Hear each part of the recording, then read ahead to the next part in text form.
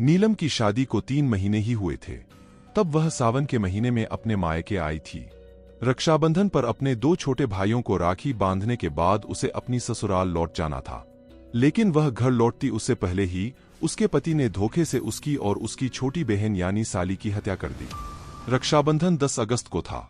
उससे पहले 3 अगस्त को जब वह घर में अपने मां के साथ कामकाज में हाथ बंटा रही थी, तभी उसके मोबाइल की घंटी बजी। वह काम छोड़कर कमरे में गई और मेज पर रखे मोबाइल को उठाकर देखा। फोन उसके पति बाबूराम का था। तो नीलम ने तुरंत कॉल रिसीव की। कॉल पे बाबूराम ने नीलम से कहा, तुम दातागंज आ जाओ, मैं तुम्हें गोपाल सिद्ध का मेला दिखा कर लाऊंगा। नीलम ने बहाना बनाकर उसे टालना चाहा तो बाबूराम बोला, देखो नीलम, ऐसा मौका बार बार नहीं आएगा, इसलिए आ जाओ, मैं तुम्हारा इंतजार कर रहा हूं। बाबूराम ने अधिकार भरे शब्दों में अपनी बात कहकर जगह बता दी और फोन काट दिया। नीलम को बाबूराम पर बिल्कुल भरोसा नहीं था। 3 महीने में वह उसे जितना जान पाई थी, उससे उसे लगता था कि बाबूराम उसे पसंद नहीं करता। लेकिन वह उसका पति था और जिद कर रहा था, इसलिए जाना उसकी मजबूरी थी। उसने अपनी मां को बताया और फिर अपनी छोटी बहन संगीता को साइकिल पर बैठा कर दातागंज चली गई। जब देर शाम होने पर भी नीलम संगीता के साथ वापस नहीं लौटी तो उसकी मां को चिंता हुई। मां ने यह बात अपने पति हरभजन को बताई तो उन्होंने नीलम और संगीता की खोजबीन शुरू की। उन्होंने नीलम की ससुराल में फोन करके पता किया तो वे दोनों वहां भी नहीं गई थीं। बाबूराम भी घर पर नहीं था। हरभजन का परिवार बदायूं जिले के थाना दातागंज क्षेत्र के गांव केशोपुर में रहता था। उसकी 2 बेटियां थीं और 2 बेटे। जब 2 दिनों तक खोजबीन करने के बाद भी बेटियों का कोई सुराग नहीं मिला तो उसने थाना दातागंज में बाबूराम के विरुद्ध भादंवी की धारा 364 के तहत अपहरण का मुकदमा दर्ज करा दिया। नीलम के परिवार वाले बाबूराम के खिलाफ रिपोर्ट इसलिए लिखाई क्योंकि उसी ने फोन करके नीलम को दातागंज बुलाया था। दातागंज के थाना प्रभारी विपिन कुमार ने बाबूराम के बरेली के थाना कैंट क्षेत्र के गांव भौवापुर स्थित घर पर दबिश दी तो वह घर पर नहीं मिला। इस पर विपिन कुमार ने बाबूराम के मोबाइल नंबर को सर्विलांस पर लगवा दिया। 9 अगस्त को विपिन कुमार को बाबूराम के धौलाघाट पुल पर होने की सूचना मिली तो वह पुलिस टीम के साथ वहां जा पहुंचे। बाबूराम वहां मिल गया। पुलिस उसे गिरफ्तार करके थाने ले आई। थाने में जब उससे पूछताछ की गई तो उसने बताया कि उसने अपनी पत्नी नीलम और साली की उनके ही दुपट्टे से गला घोंट कर हत्या कर दी थी और दोनों की लाशें ढका गांव में उसके मामा के गन्ने के खेत में पड़ी है। ढका गांव दातागंज से 40 किलोमीटर की दूरी पर था और जिला बरेली के थाना विशारदगंज क्षेत्र में आता था। थाना प्रभारी विपिन कुमार अपनी टीम के साथ उसे लेकर विशारदगंज गए। वहां से वह स्थानीय पुलिस के साथ ढका गांव पहुंचे। बाबूराम के मामा के खेत में खोजबीन की गई तो नीलम और संगीता की सड़ी गली लाशें कंकाल नुमा हालत में मिली। उसके बाद पुलिस ने प्राथमिक कार्रवाई करके दोनों लाशों को पोस्टमार्टम के लिए मोर्चरी भेज दिया।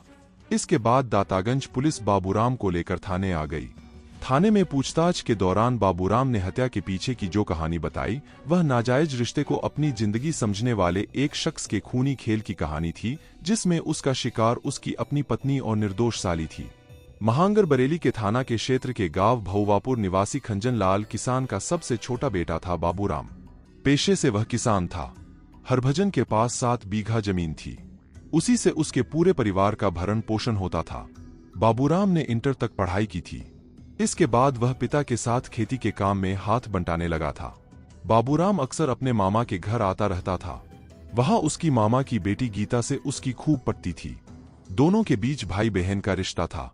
बचपन से एक दूसरे के साथ खेले थे, इसलिए एक दूसरे से काफी घुले मिले हुए थे। जब दोनों जवान हुए तो बाबूराम को गीता की खूबसूरती कुछ अलग ही नजरिए से सुहाने लगी। रिश्ते की याद आती तो वह गीता पर से नजरें हटाने की कोशिश करता, लेकिन उसका दिल उसे ऐसा करने की इजाजत नहीं देता था। बाबूराम ने बहुत ने कोशिश की कि वह रिश्ते की मर्यादा बनाए रखे, लेकिन दिल के मामले में उसका वश नहीं चला। वह कोशिश करके हार गया। बाबूराम ने महसूस किया कि वह गीता को चाहने लगा है। उसके दीदार से उसके दिल को सुकून मिलता है और आंखों को ठंडक। गीता जब उसके साथ नहीं होती तो उसे कुछ भी अच्छा नहीं लगता था। बाबूराम को उसके बिना जीने की कल्पना करना भी बेईमानी सा लगता था। लेकिन गीता का साथ पाने की उसकी इच्छा तभी पूरी हो सकती थी जब वह भी प्यार का जवाब प्यार से देती। काफी सोच विचार के बाद बाबूराम ने फैसला किया कि वह गीता से अपने दिल की बात जरूर कहेगा। गीता की वजह से बाबूराम अधिकतर अपनी ननिहाल में ही पड़ा रहता था।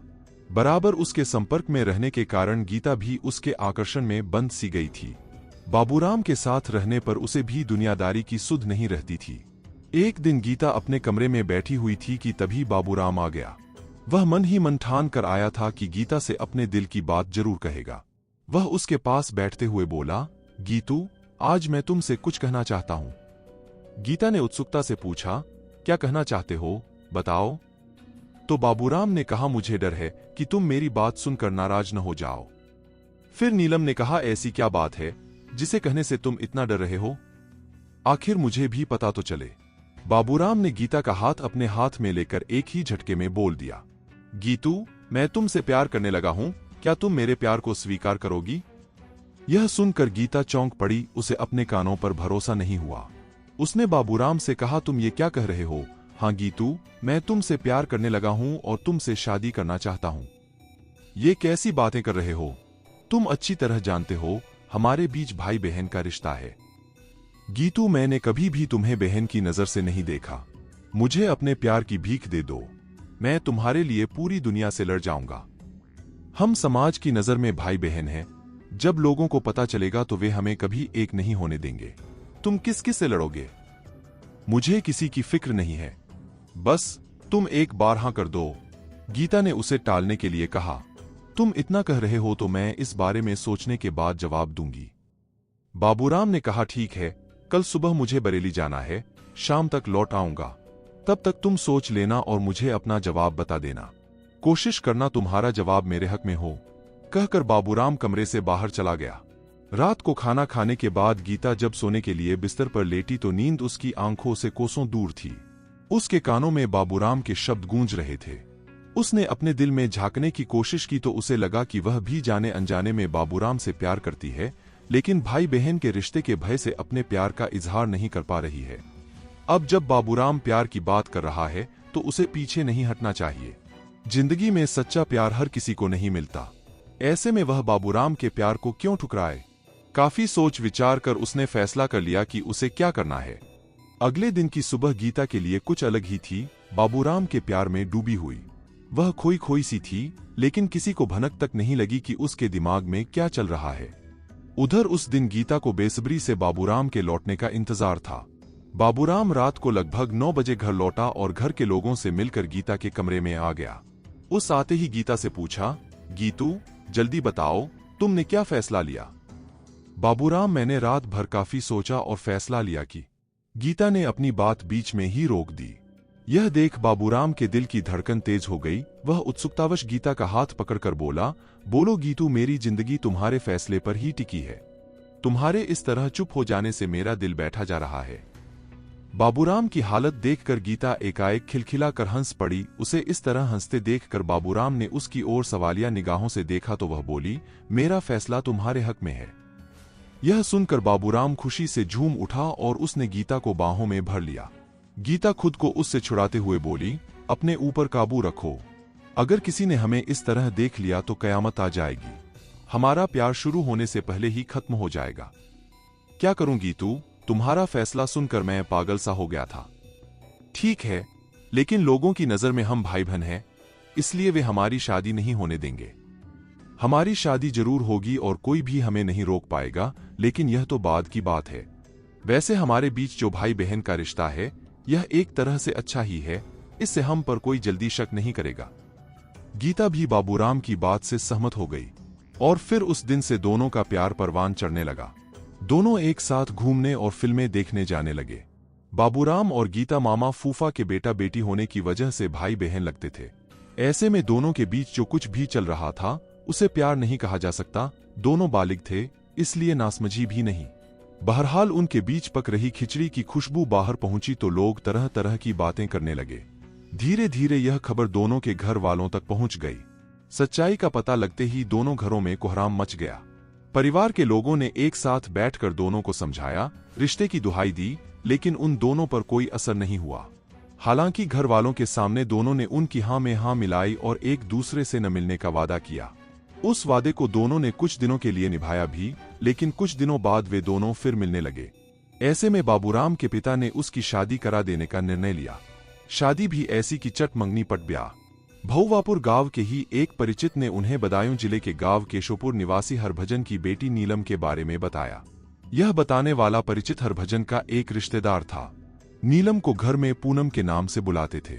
वह दातागंज के चिरौंजी लाल इंटर कॉलेज में इंटर की छात्रा थी। नीलम बहुत ही सरल व शांत स्वभाव की लड़की थी। वह बालिग हो चुकी थी, इसलिए उसके पिता को उसके विवाह की चिंता सताने लगी थी। जब नीलम के लिए बाबूराम का रिश्ता आया तो वह मना नहीं कर सका। उसके बाद सब कुछ इतना जल्दी तय हुआ कि उसे इतना वक्त नहीं मिला कि बाबूराम और उसके परिजनों के बारे में कुछ पता लगा सके।